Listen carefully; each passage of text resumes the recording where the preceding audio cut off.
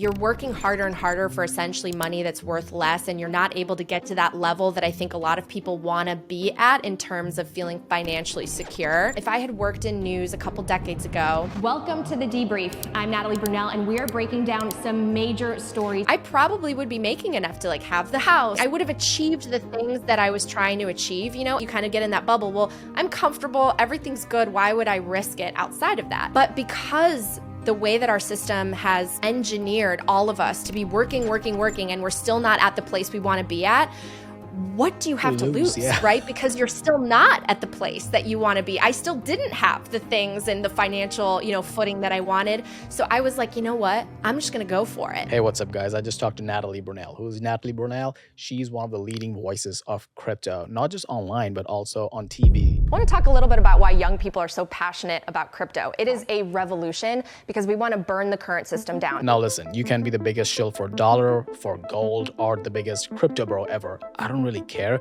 because in this conversation we hit a lot of big picture meta topics about why there is so much of this populist anxiety, be that inflation, be that debt, be that housing, rising cost of living, public corruption, a growing frustration that they can't make ends meet. There's something weird, there's something unfair going on. I really like her story because she moved to America when she was 5 years old. Her family left Poland and she fled from communism. So that kind of dictates her version of what it means to kind of, root for the little guy. And crypto, in a way, is a decentralized means to stand up for the little guy. Natalie has an awesome and authentic immigrant story, which is something which I relate to because I'm an immigrant. She also has a really cool hustler story because she had to climb her way into the media ladder, which is something I also relate to because I work in the news. The 9 to 5, the salary, the big network contract, I thought that was the most safe thing, the best thing that I could possibly do. So I was programmed to just be, in the system, a good worker and follow all the rules. We talk about her story in journalism and how she had to climb the ladders in media to get to where she was, and then she decided to change courses and opt in for the creator economy, which excites me a lot. I just think that if people have an idea, they have a passion, go for it. I want to go back in time and start with your mom, actually. And your mom was the reason why you guys' family moved to the States. You guys left Poland. She was steadfast on the concept of the American dream and what it meant for the family, upward mobility, all that stuff. You were 5 years old, so obviously she sold you and the rest of your family to make that switch. You heard about America through her lens. And now you're a journalist and she hears about America and what exactly is going on from your point of view. And maybe you talk about stuff like inflation and how things are not going like they should, the American dream is in danger and all that stuff. From your mom's perspective, how do you think her vision of America has changed in all these years? Oh, it has changed drastically. And it's interesting how you framed it, because I'm really my mother's daughter. I have her, risk-taking personality. I want to get out there and pursue my dreams. And, I'm willing to knock on those doors because the answer is no until you ask, That's right? Yeah. So I'm really grateful that she instilled in me that work ethic and also just that bravery. But I'm sad for her because she came here with the biggest, most hopeful American dream, and she wanted a better life for her 2 children.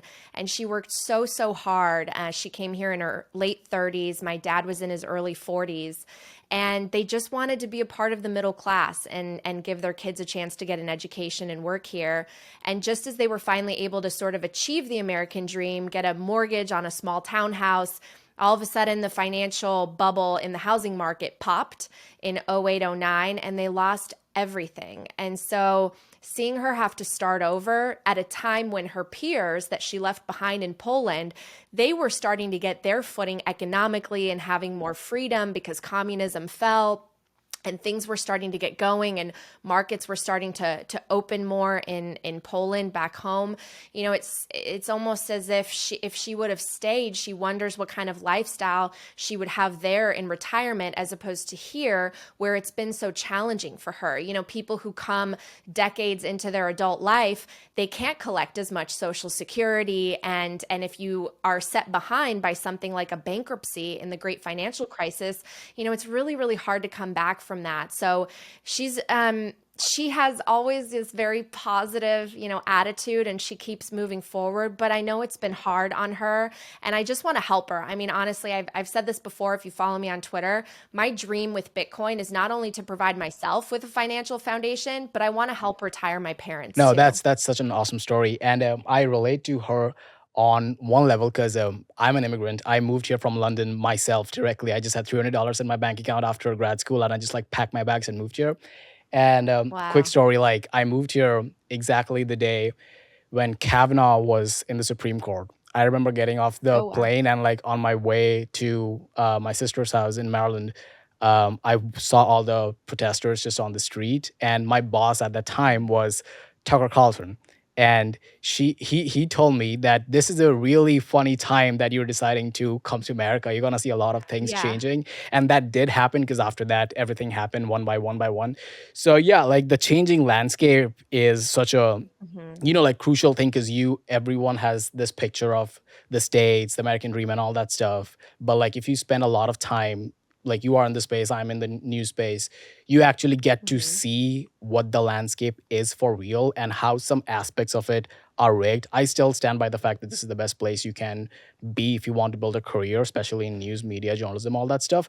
But just the finance and the economics of it, the landscape changing, that's a funny thing which has happened and expedited, especially in the last decade. I completely agree with you. And it's, I witnessed sort of the division accelerate in the public when I was working as a journalist. And those last couple of years, especially after the 2016 election, it was, almost as if people could no longer be Yeah. friends if they voted differently, which was just really wild to Yeah. see, right? Because I grew up not really knowing how people voted. And all of a sudden now it was at the forefront. It defined who you were, which I don't think is characteristic of what it means to really be American. I mean, this is the country that was founded on the principles of freedom of speech, freedom of thought, and self-determination. And all of a sudden, when we have these forces of control that are exerting more and more power and exerting fear, I just and weaponizing fear really it makes me concerned about the future because I've always been a believer that at our core we are much more similar than the things that divide us. I think we're all striving for more connection and to be able to have economic, dignity and stability to take care of our families and ourselves into the future. And unfortunately, we've been kind of pulled apart, and it's the system that is to blame. It's this inherently unfair system that creates broken incentives. The money is completely destroyed. It benefits the very few at the expense of so many. And that's why I'm really passionate about, this expertise that I've focused on, which is Bitcoin, because I do think that it will help alleviate some of these problems. It certainly won't be easy. It won't happen overnight. It won't be a perfect world, but it will be much better than the one we're in because we're going in a direction that I don't want to see this country or any other country go to. It's one where the poor are going to have a much tougher time. More and more people are going to lose their status in the middle class and fall behind and work harder and harder for money that's ultimately worth less. And we're really seeing it with younger generations, right? Not feeling like they can afford a house, not feeling like they can pay back their student loans, not feeling like they can really catch up. And then meanwhile, AI is coming in, presenting more opportunities for jobs to be taken. And so it's a really tumultuous time. And I think that we need more tools for economic empowerment like Bitcoin. Talking about like economic empowerment and like broader economic narratives, my parents' generation, obviously your parents' generation, there was this time in American culture when you were able to support a family on a single pair income. The dad Yes. was able to go to work, the kid was able to go to college, the dad was able to retire a bunch of years later with a golden Rolex and have the pension. That was the life. I'm not saying that was the perfect life, but that was the life in terms of like there was stability and you know what you are signing up when you're signing up for the American dream, and your kids would be better than you were in your life. Fast forward to today, uh, there's this like broader economic malaise across the culture. And again, like you said, like people are not able to catch up, call it like student loan. I don't know, gas is Yeah. expensive, all that stuff. How do you think that broad narrative regarding signing up for the American dream and what it gives you has changed over the time? Yeah, right now I think that there has been a demise of the American dream. And I try not to focus on the negative. I'm so grateful that through my homework and research into the economic space in Bitcoin that I've sort of been able to identify the problem so that you can address it and not just the symptoms of it, right? Because I think politics right now, they tackle the symptoms of the broken system and the broken money, but they don't tackle the actual cause, which is to really create this new parallel system that we can all opt into. But what I think has happened is, through inflation, through monetary manipulation and the central bank, we have a system that inflates asset prices. It makes stocks and real estate more and more expensive. And people, the average, American, can't afford some of those assets. They can't afford to have a massive stock portfolio. 50% of people don't own any stocks. And as far as real estate, the home has become the primary savings account for families. But if you try to move to a new home, you can't afford the new prices, and certainly today, not the new mortgage rates. So we have a system that, again, as the broad money supply increases and as we manipulate the money through lower and lower interest rates over a decade's worth of ZERP policy, all of that money had to go somewhere. And it went into these two bubbles. It went into first stocks, and we had a tech bubble that popped in 2000, 2001. Then it was kicked up to the housing. Then the housing bubble popped. Now we've kicked it up to the sovereign level. Our government has been monetizing all of this debt, buying the mortgage-backed securities. Pretty soon they're going to be, I think, buying up all the corporate debt because they have to. So we have this system that is literally held up by debt and credit that we can never pay back. So we have to inflate, we have to increase the money supply in order to pay down that debt. And what does that do? That makes the poor poor. It makes people on fixed incomes unable to survive. It crushes the middle class. It pushes things so that more and more is manufactured overseas. So again, we have this unsustainable system, and we need to address it at its core. Our money is broken. It's controlled by basically 12 people who are unelected. And we need to change that, and we can finally do it in a non-political, non-war, non-controversial way, which I think is Bitcoin. And I think it will solve a lot of these issues over the long term. That was so well explained. And I want to get to Bitcoin, but before you became like a Bitcoin spokesperson, is that fair to say, Bitcoin spokesperson? I like to say educator. Educator, yeah, that's actually better. I like that better. So before your journey into Bitcoin education, you were in capital J journalism. I want to talk about that time period of your life and how you hopped on. Why did you want to be a journalist in the first place? And when did the switch exactly happen from journalism to Bitcoin? Sure. So when my family immigrated to the US, we watched a lot of news. We watched a lot of, TV in general, films as well, and stories, because my parents were learning English, and so was I. I was 5 years old, so the transition to a new language was easier for me. But I basically, I grew up watching stories, and I thought, what a noble profession to be a journalist. You get to learn, and you get to meet people from all over the world, and you get to tell people's stories. And so I thought it was a career that I would basically become a lifelong learner and get paid for it. So I thought that was amazing. In addition to that, at the time, TV was the gold standard. People actually watched the news every single night at 5, 6, 10 o'clock at night. So it was also a very lucrative position as well. You could work in a small market and have a good salary. You would have a team that helps you put together the stories, and you could retire on a pension.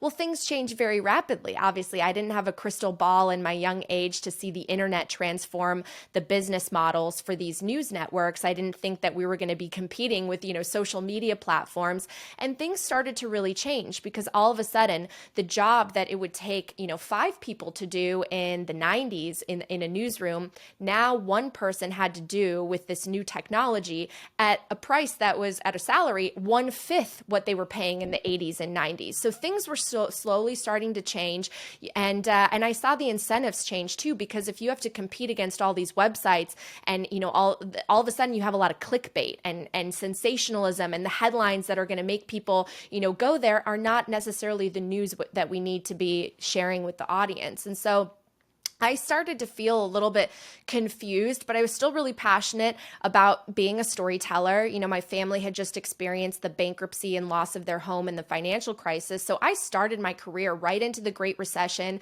and I had a fire lit under me because I wanted to hold the powerful accountable. I felt that the great financial crisis was a huge injustice to the American people and to everyone around the world because the powerful people didn't, they got bailed out. They didn't go to jail. They didn't have any consequences, and millions of people lost their homes and lost their businesses. So I thought there's something weird, there's something unfair going on, and the seed was planted.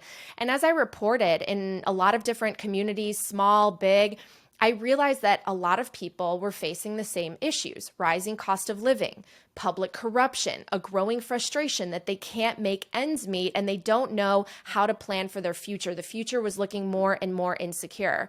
And it wasn't until I learned about Bitcoin in 2017 that I started to connect the dots and realize that we are not taught in school about money printing, about fractional reserve banking, about how money is created and the fact that it's not backed by anything scarce anymore.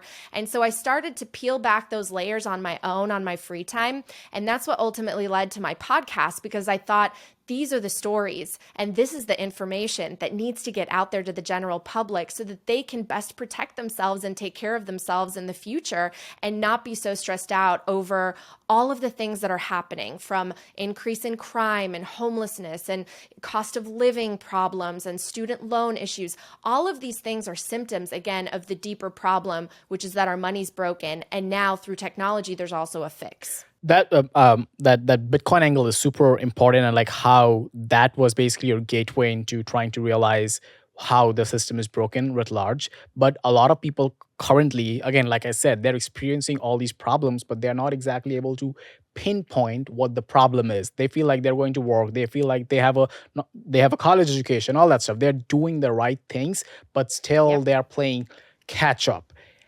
Why is that? That's not a feeling, that's like a reality. Like, in the most technical sense, what is the breakdown of that? To put simply, and then I'll explain, asset inflation and the inflation of the money supply in general, the expansion of how many dollars are in the system, leads to wage deflation. It means that what you're making is not keeping up with the price of the things that you need most. So you work harder and harder, but the money that you're working for is essentially worth less and less. And it's hidden in a lot of ways because, your TV might get cheaper every single year, and you can afford some things, or they change the CPI basket of goods. They maybe change the nice juicy steak to an Impossible Burger, and they say that they're the same price. So we have a lot of like manipulatory factors in the mix, but it's ultimately because there are more units in the system. They are pooling with asset classes, including real estate and equities, and most people don't have the easy ability to access and acquire those assets. They're not making enough. And so you feel like you're treading water and you feel like you're working super hard, but you can't catch up. And it's getting harder and harder every single year. And I think that's why we see a little bit of this decline in overall optimism for the future. We see people who no longer want to have families because they don't know how to afford their children, right? Now a 2-income household sometimes is not even enough. They're worried about, other factors into the future, including, politics and war and climate. And so all of a sudden people start to turn more negative.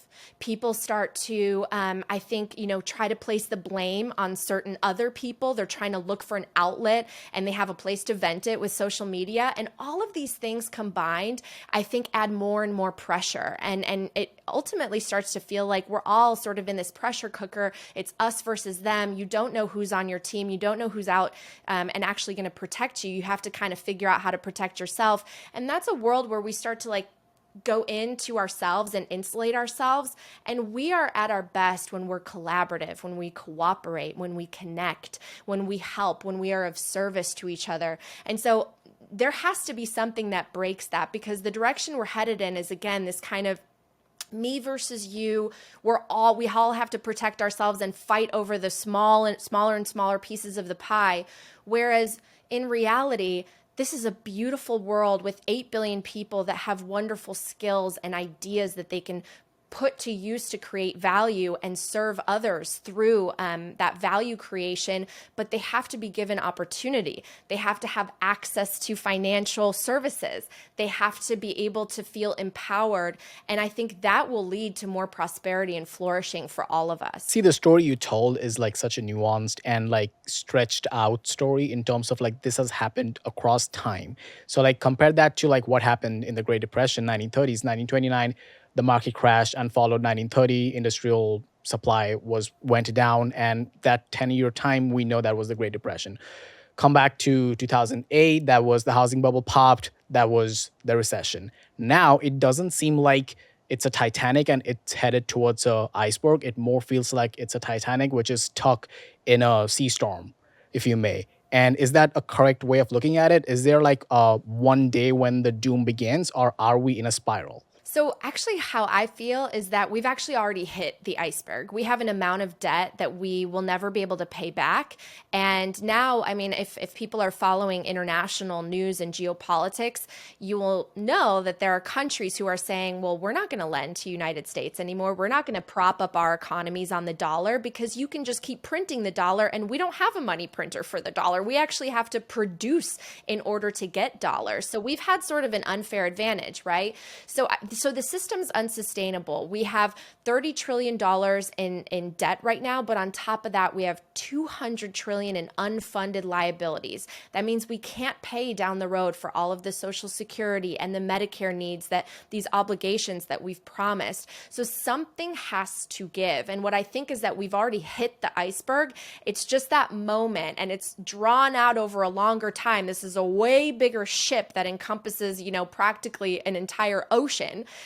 Where in order for it to start filling up those compartments where you say there's no coming back, there's only a few people sounding that alarm right now. Everyone else is saying, no, we're fine. We're still going to be able to ride it. We're America. We're untouchable. We're unsinkable. Yeah. But that's not really the case. And as you peel back the layers and you study history, you study the response to the Great Depression, what the different presidents did then, you study what happened in 1971 going off the gold standard and closing the gold window. And once you peel back all of those layers of how we've conducted monetary policy in this country, you see that we need an alternative system because there's no going back at this point. We've destroyed it and hurt it too badly for it to stay afloat. Speaking of alternative system, obviously, let's get into Bitcoin now. And I think like people approach Bitcoin across a spectrum. I want to get into like the aspect of like saving. Is it gold or is it more of a currency kind of thing? But like, let's start at like the political side of it. I know it sounds kind of funny, but like I know plenty of people who approach Bitcoin from the right end of the politics. It's like we want limited government and we don't want the government to print more money. And this is a hedge against, this is a hedge for smaller government because we don't want the government to be in charge of our money. The point of view from the left is we want, like, the trickle down economy hasn't really worked out. The inequity has increased. People at the bottom don't have money. So this is a version of that. So where do you think the actual truth lies regarding approaching Bitcoin from a political narrative, or should we just not do it at all? Yeah, so I see Bitcoin as truly apolitical money. And I think that it's important that in the same way that we separated the state from the church, we need to separate the state from money, because it's unfair for any government around the world to have a monopoly over the thing that is essentially the blood that runs through the economic body. Money is the most important. It is the base layer of all of our interactions. So we need something that is independent and decentralized. And that's why I'm such a big believer that Bitcoin can alleviate some of these issues. And so I understand why people on the right would love the principles behind it that stand for freedom, individual and property rights, the fact that it's self-sovereign, it's a lot of that self-determination, and a lot of the values that this country was founded on. It harks back on those. And then, but on the progressive side, I see so many values that are also exemplified, including financial inclusion. The fact that there are still so many people here in our country that are unbanked or underbanked. Isn't it unfair that it's the people who have very little in their bank accounts who have to pay a fee to maintain those bank accounts every single month when they live paycheck to paycheck or can't afford to keep a minimum balance? How can they, stay afloat?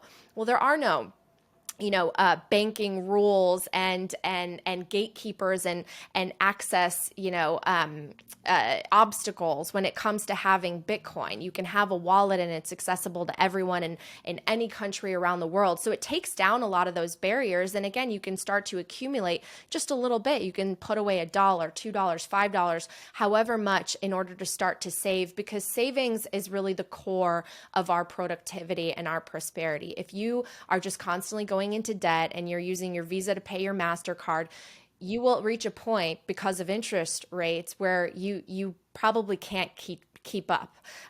You have to have savings in order to be able to take care of yourself. And a lot of people don't. The last studies that I saw said that the average American doesn't have enough for a $400 emergency. I mean, this is supposed to be the greatest country in the world. And people, if the world shuts down for 2 weeks for a pandemic, people don't have enough to get by and they need handouts from the government. I mean, that's pretty scary. And so we've incentivized debt, we've incentivized consumerism, and we need to reverse some of that. We need to focus back on savings. And, our earlier presidents and leaders a century and more ago, when a crisis hit, like, for example, COVID, they told people to save, to stay at home, and to tighten their belt strap. And that was kind of the patriotic thing to do to get everyone back on their feet. Today, we're told to spend, go out. Our economy's unhealthy if people aren't at the malls and, racking up their credit card bills. I mean, it's wild, right? Every single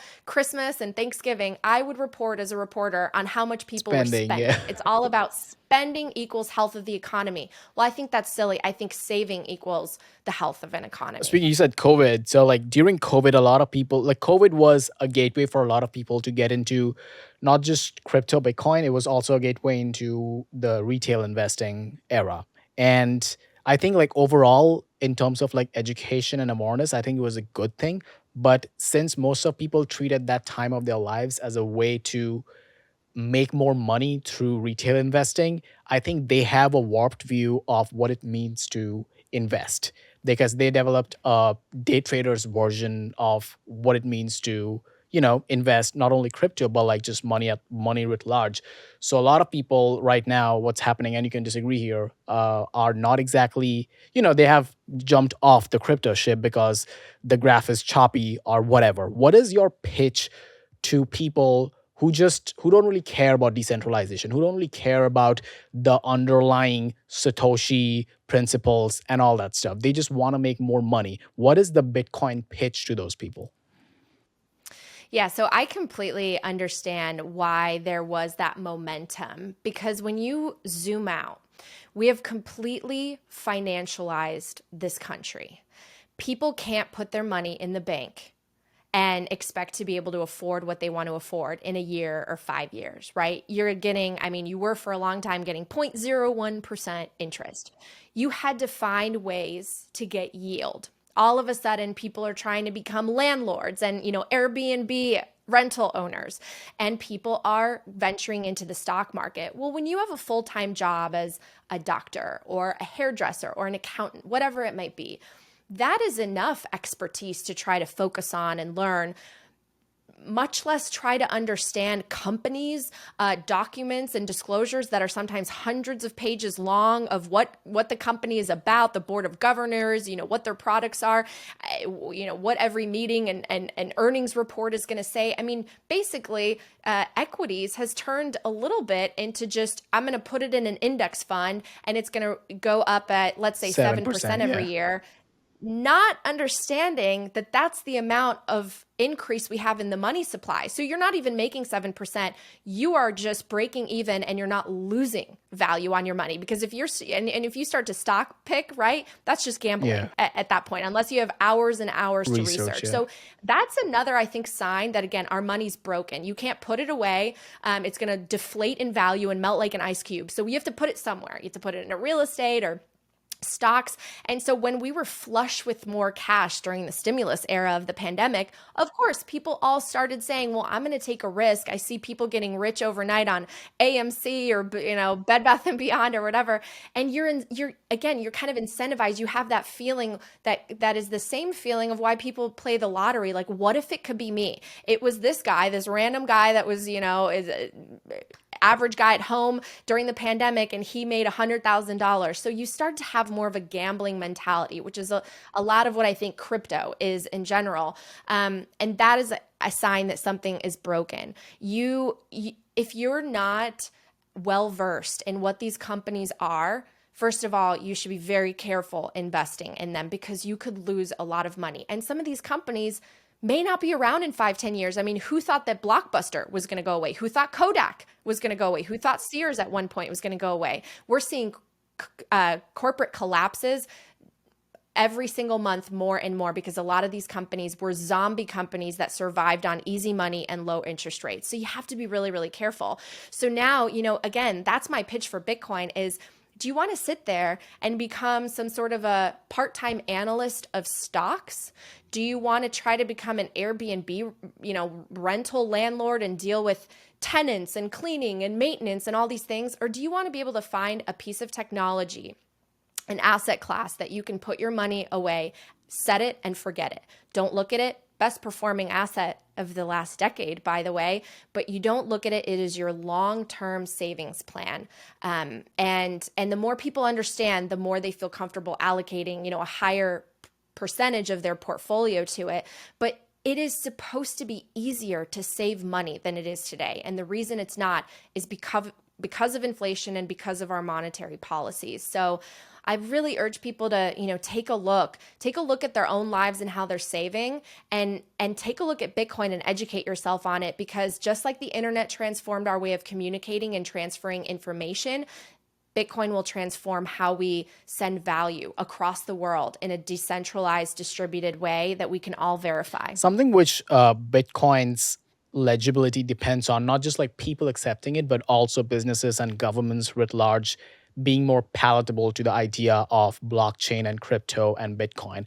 What do you think right now is the barrier that we're facing? So, and why aren't big companies accepting crypto in a way that they should ideally? Yeah, I just think that this is a very slow monetization process. When I studied the history of money, I believe it took gold hundreds of years to actually be the main form of money. So we're at those beginning stages. It's only been 14 years, but in 14 years, I mean, it's kind of astounding how much Bitcoin has grown. I think the biggest barrier is just education. We have people who are in power who don't understand it. They latch on to negative narratives that don't paint the full picture, or occasionally just are filled with misinformation.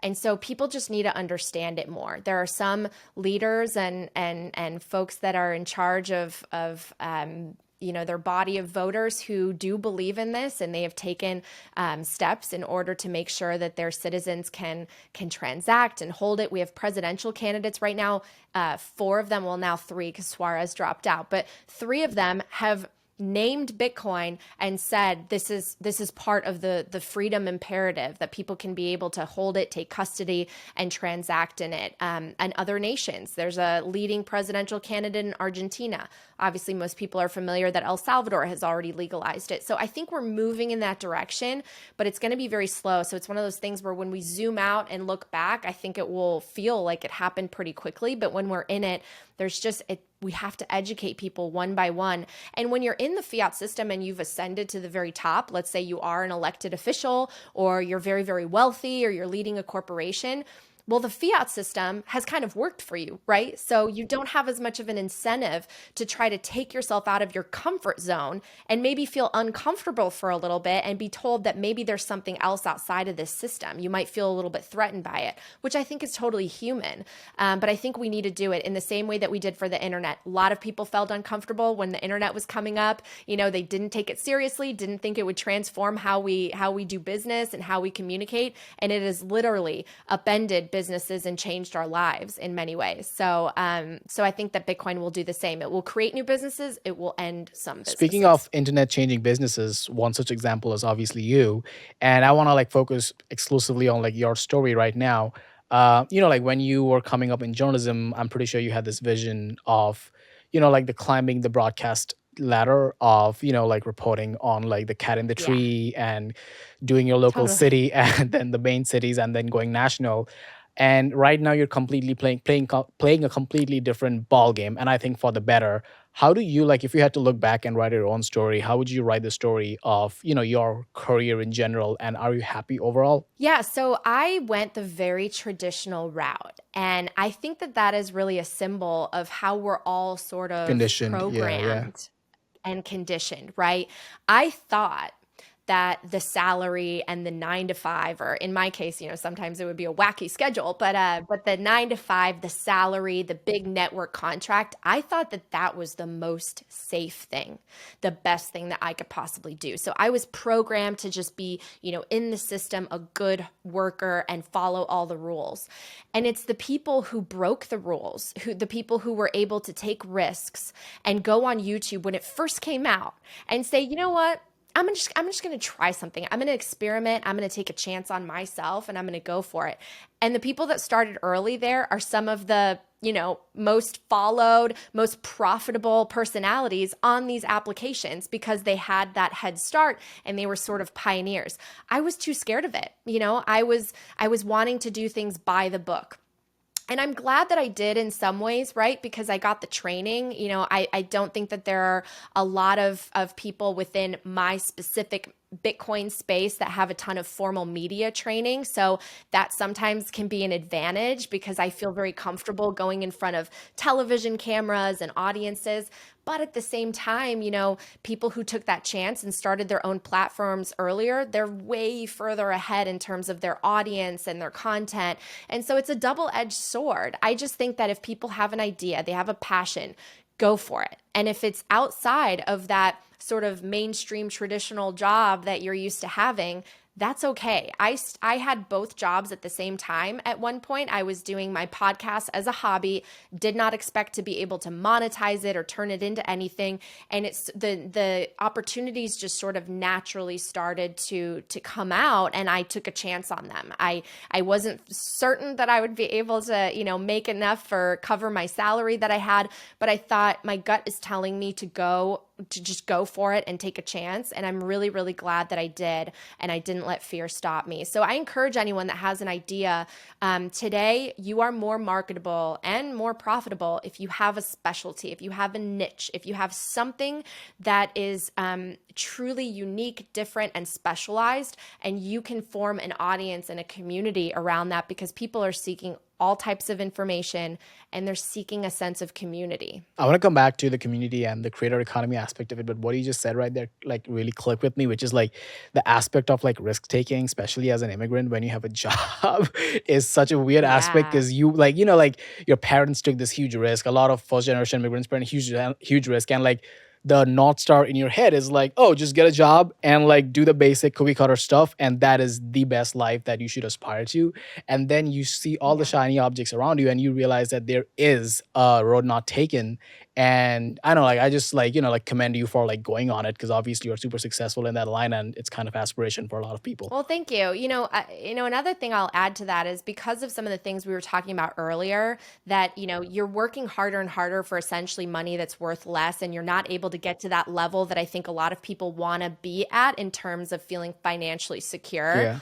I think that that also contributed to it for Interesting. me Yeah. because if I had worked in news a couple decades ago, I probably would be making enough to like have the house and I would have achieved the things that I was trying to achieve, And so again, right, you kind of get in that bubble. Well, I'm comfortable, everything's good. Why would I risk it outside of that? But because the way that our system has sort of engineered all of us to be working, working, working, and we're still not at the place we want to be at, what do you have to Lose. lose, Yeah. right? Because you're still not at the place that you want to be. I still didn't have the things and the financial, footing that I wanted. So I was like, you know what? I'm just going to go for it because maybe I can always go back, but now is the time that I can take a risk and there's some momentum here. So I'm just going to try. And so I encourage people, again, if you're not where you want to be, go for it. Take a chance. And try to find an area where you can contribute based on your passions and your skill sets, because like I said, people are looking for community and looking for expertise and looking for guidance. And the internet has decentralized and democratized access to information and content. And Bitcoin will democratize access to money and opportunity. Let's talk about like the internet community and the Bitcoin angle because I was super optimistic and I still am about the integration of the creator economy and crypto and Bitcoin writ large because like these two seem like sister principles because one of Yeah. them is decentralizing media and giving power to Yes. everyone being able to put their own content. One of them is decentralizing finance and you being able to control your own capital and all that stuff. And I thought and I still think that the way most creators should ideally get paid is something decentralized, something which is not fiat. We kind of saw a sliver of it, a spark of it during the NFT time, but that kind of coincided with the sell off time. How do you see the future of people getting paid through Bitcoin or crypto in the creator economy? Yeah, I think that in the future, as more and more people learn about Bitcoin, adoption goes up. More and more people will want to be paid in Bitcoin. I already request it from some of my partners. I ask if there's an option to be paid in Bitcoin because I know that will be the money in the future, in my opinion. So I think that more and more people will want to engage in that because it is faster. I mean, it literally settles instantly and doesn't give a cut to some company that takes days to settle it on their end. I mean, when you look at how archaic our payment system is, how many middlemen there are, if you actually look, I mean, we think it's sometimes just one or two companies. Actually, if you look at the payment processors and the company that like created the, device that scans your card and all of this, and for them to actually settle their ledgers, it can sometimes take weeks. And if you're trying to transfer overseas, let's say you have a client or a vendor, you're working with someone that's in another country. I mean, remittance fees and wire transfers and all these things add so many hurdles and barriers and take money directly away from the customer, directly away from the merchant.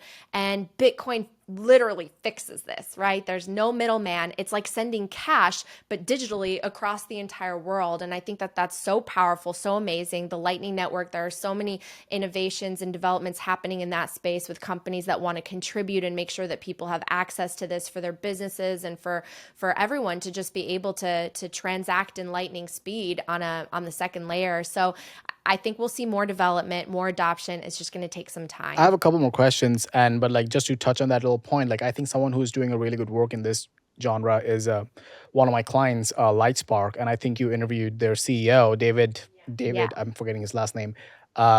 So like they are Yes. doing a really David David Market. Mark is correct. Like he's doing a really good job regarding like changing, like like you said, like how long does it take for you to get paid? Instead, like what it Yeah. if was like instantaneous and across the blockchain. So I'm just to give them a shout out.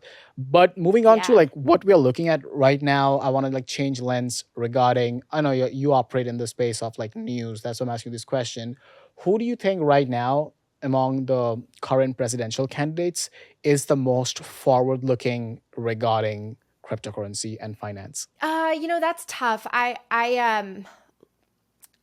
I'll share two responses to that. First of all, is a caveat. So I'm really wary of anyone who runs for public That's office. funny. Um, I am, just because our system at its core, I don't think that people are naturally evil Yeah. or, malicious and want to hurt anybody. I don't believe that. But I think the system at its core is corrupt. So, anyone who's pursuing a career, and a lot of these politicians, you have to look at our Congress. It's like they've been in for decades. All of a sudden, they're millionaires and they're doing speeches in front of big corporations and banks for hundreds of thousands of dollars. And I just think there's something wrong with that. I just don't think that that represents public service and actually serving your community and making it better.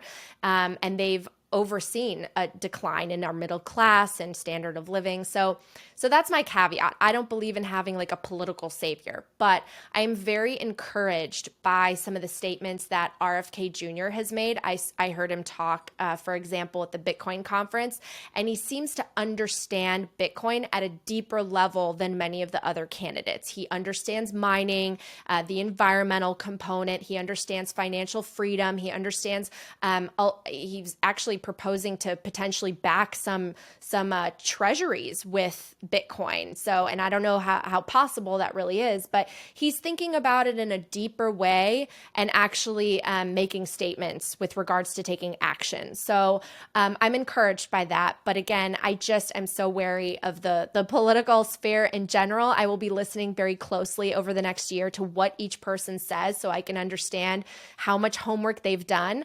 But I do think we have some amazing elected officials at more of a local level or a state level who have done their homework. And I've had the chance to go to Washington, D.C., meet with some of their staff and talk to them, and they've really drilled down to the sand and understood Bitcoin and taken the time. So I got to give Cynthia Lummis a shout out, because she's one of the ones that's really out there making sure that the education is in Congress and in the White House, and it's not always getting through to the folks that it's intended for, but she's really passionate about education and making sure that any legislation that is proposed actually has a deep grasp and understanding of Bitcoin. So I'm very hopeful, but I'll be watching closely. That's fascinating. One thing which is kind of like insider baseball, but I want to pick your brain regarding it since you worked in news, is how certain political candidates are currently running their campaigns in like a non-traditional way.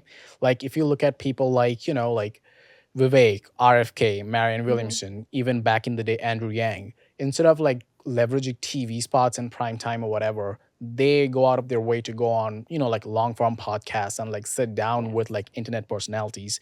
And that's how the electorate and people writ large get to know what they are signing up for if they are to vote for these people. How do you see, as someone who has worked in the space, like the internet affecting how political candidates do their campaigning? Yeah, I think it's incredibly powerful to be able to speak directly to your audience or new audiences. And I think it's important for the candidates to feel like they are in control of their message. And when you're invited on a long form podcast, you can really kind of get deeper into the weeds and into the details in a way that you can't on traditional news shows. And I say that because it's one of the reasons why I started a podcast, because in traditional news, I would work sometimes 8-10 hours a day to put together 2 minutes of television, right? I would have to cut a bunch of stuff. I would have to choose certain sound bites. I would have to fill in the dots with some voiceover script. And a lot gets left on the cutting room floor. Some of it very rich in context and information that the audience might find very, very useful or interesting. So I think that it gives them an opportunity to, again, kind of tell the full story and let them be heard, and gives them a chance to reach new audiences. So I think it's very, very powerful. I certainly hope to be able to speak to some of the presidential candidates more at length through my show. And I think it's just another sign that media has completely changed. It's sort of splintered in all different directions.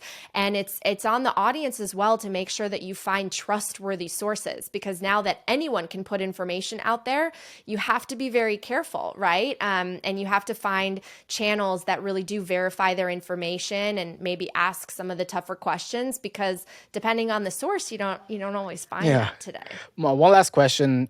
Bitcoin obviously is male dominated space for a myriad of reasons, like probably dudes are more risk averse or whatever, I don't know. And you are someone who's changing that narrative, and that's really awesome of you. Why don't you think like that's the case, and what can we do as a community writ large to change that equation? Yeah, so I'm super passionate about bringing more women in, and I think that it's just the fact that there is a lack of women, so it doesn't feel like a space that is maybe safe for women to explore, because I think women like to learn from other women, connect with other women, so I'm trying to build a sense of community. I hold Women of Bitcoin events wherever there's a conference. I try to get a group of girls together when I can. And I think it's really important because, again, I think that women are a lot more focused on community in a sense of just nurturing the people around them. I just think it's innate in us. And I think it's a beautiful gift that women have. The reason I don't think a lot of women are in Bitcoin right now is it's a space that was created out of the computer science community, which is already male dominated. And it intersects with finance, which is also male dominated. And it's technology, which is also male dominated. And it's, engineering heavy. So again, it's a confluence of a lot of different fields that are already very male dominated. So I think that because the community, when you look at it, it's a lot of men, and it might feel a little bit intimidating at first. It might feel very technical. The more women that we have speak out, simplify the message, make it feel welcoming, the more I think women will come on board, and they should, and I want them to, because a lot of women lead, the decisions in terms of household finances. A lot of them are really planning for that future, being able to take care of their kids and how to afford things like college funds and all of that. So they would love and embrace Bitcoin if they understood it. So work in progress. It'll happen. We'll soon be 50-50, I Gosh, think. I'm super optimistic, and it's super awesome that you are kind of like leading that charge. And hey, thank you so much for your time. Just to wrap up, give Yeah. me like like the best 30-second pitch for Bitcoin. Sure. It's hard to save for the future. Things are really crazy right now with the political scene and with being able to afford everything that you want and being able to plan for the future. Bitcoin is the most stable, the most decentralized, the most scarce, the best engineered money that's ever been invented. Take the time to learn about it. I'm happy to help. I'm a resource. There are amazing books and podcasts out there. And take control of your future. Save in Bitcoin. All right, guys, thanks for watching. My name is Sagnik. I work in news, I work in politics, I work in media, I work in creator economy, and I have a lot of stories I want to tell. I want to talk to a lot of interesting people who are building cool shit, because I think there are stuff you can learn from them. So yeah, if you like this thing, let me know. Subscribe, like, do all that good stuff. And yeah, bye. My voice just cracked. I'm gonna do that again. Bye.